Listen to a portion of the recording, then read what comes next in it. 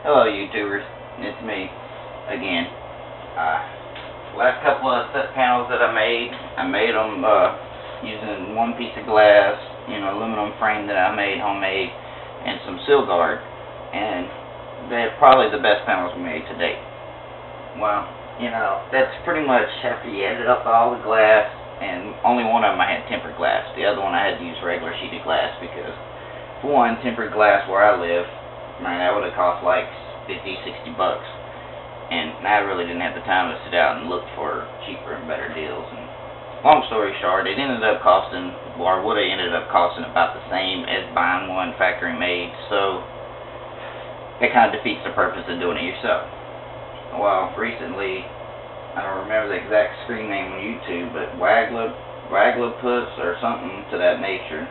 I'll look it up later, but he came up with a method using just silicone and 2 pieces of glass, which pretty much I've already done.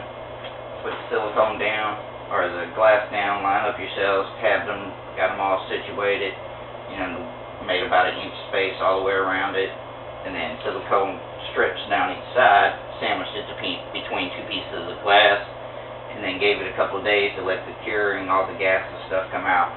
The only thing I did differently was I put an extra thin bead around directly down the back of each cell. That way to kind of hold it up against the middle of the glass, or front of the glass. And the only problem I have with that is when it's time to seal up the rest of these is getting to this edge here, which I guess you could find something to shove the silicone there, but everything else is pretty much got a line of silicone on the side of it except for this edge, which is, I tried using one of them turkey or marinade injectors, but the glass basically is almost exactly the same size as, well, pretty much the cells. I didn't put no spacers in there other than the silicone. The only thing else that's in there is the solar cells. So pretty much the way the entire glass and everything, it squished it together. You got to do it very gingerly because you don't want it to break any cells. So once you get it there and the silicone cures, that acts like spacers, I guess. So this little gap here in between each pane of glass is, about 1/8 of an inch, maybe in between 1/8 and 1/4 inch. So using that marinade injector, I had to bend the needle of it to try to get it in the glass, and then it was really, really hard for me to push it in.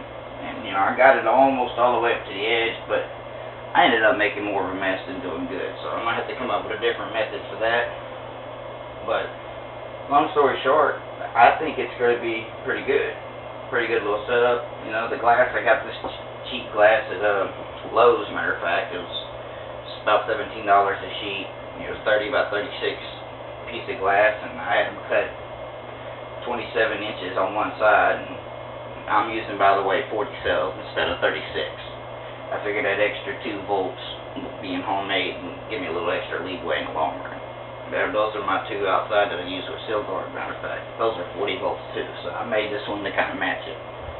So in doing that, I needed at least 3 more inches this way with glass. But now I'm ready to silicone the edges and seal this thing up permanently. We've got some aluminum thing, which I pretty much already cut to size. This I'm going to use for the braces to hold it down in, hold the glass to the frame. These little things right here are corner braces I got from Walmart. Come in a pack of 4 and about $3. I got those for the corners, that way I make sure it's true and 45-degree angle or whatever,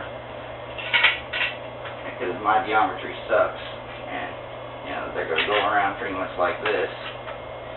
And you might have noticed I didn't cut this edges at a 45-degree angle.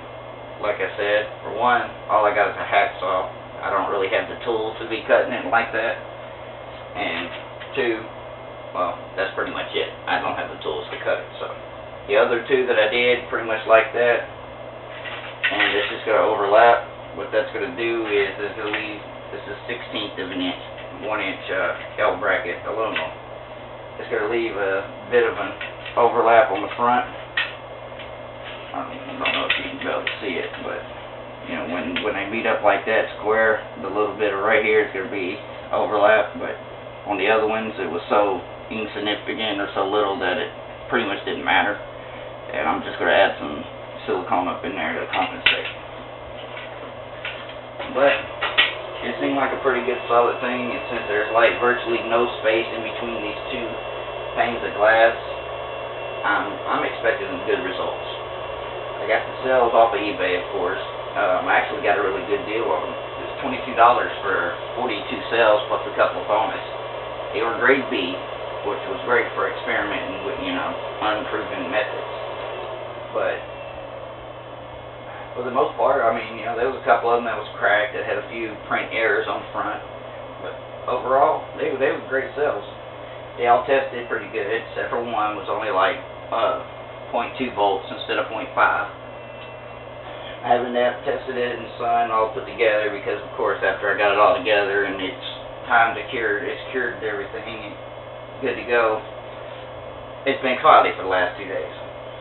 So right now, like I said, I'm getting ready to seal up the edge, which I got to figure out how to get it over at least a little bit more to where it's touching the edge of this cell, so we don't have one side secure and the other side flopping in the wind. Not that it's really going to flop too much, but you know, vibration from wind, rain, or whatever, I don't want it to, over time, crack that row of cells. And I'll probably have the same problem on this side and at top because I left a little bit of a gap bigger than the bottom. And for one, the tabbing wire, that's where it's going to meet and come out of the thing, instead of it just going straight up and having the positive and negative really far apart. I don't know if you can see this, but I took and ran it up, turned it. I put some electrical tape over, so when I folded it, according to electricity, it's still like a straight line. I didn't want it to be folded over and have a short out on itself, and instead of electricity traveling through the whole length of the wire, it would take a shortcut through the area that we're touching. But these two come out, which negative on this side, positive on this side. Yeah, I got them folded down for right now. Hopefully I'm going to leave a little gap between the top bar up here and silicone the crap out of that. I even thought about putting a piece of tape down on this. Well, no, that might not work. Anyway, that's the story on that. I'll figure that out later. And I got these all sealed.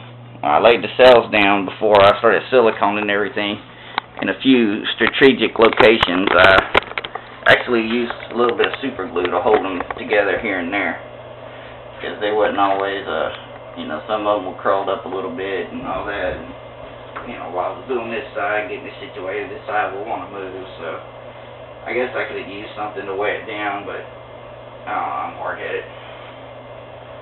But that's where we are right now, and like I said, this is number 8, number 9, my panel that I've made. The last two being the best one, but obviously the most expensive.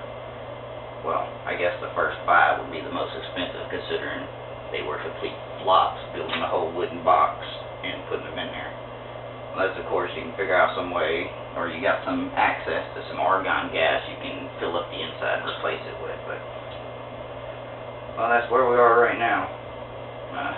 I'll give you an update whenever I get it out and get it mounted and test it and see what we're doing there. Later, YouTubers.